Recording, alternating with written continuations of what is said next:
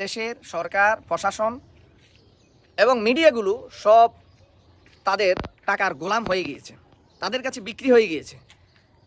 এজন্য এই দেশে আমাদের মা বোন যারা আমাদের জীবনের চাইতে দামি, যাদের কারণে আমরা অসংখ্য যুদ্ধ অতীতে করেছি, যাদের ইজ্জত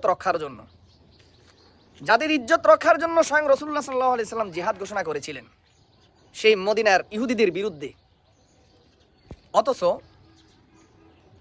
আমাদের মা বোনদের ইজ্জত হানির জন্য তারা উঠে পড়ে লেগেছে ঘোষণা দিয়ে।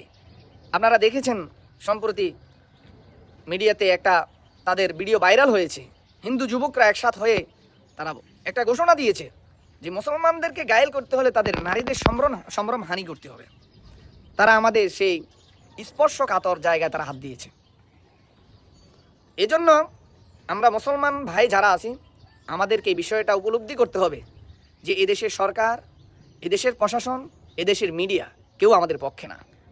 যদি পক্ষে হতো তাহলে 13 বৎসরের একটা ছোট্ট মাদ্রাসা ছাত্রী সে কী করে প্রেমের ফাঁদে পড়তে পারে, তার এই জঘন্য ধর্ষণের ঘটনাকে হালকা করার জন্য স্বয়ং সরকারের প্রশাসনের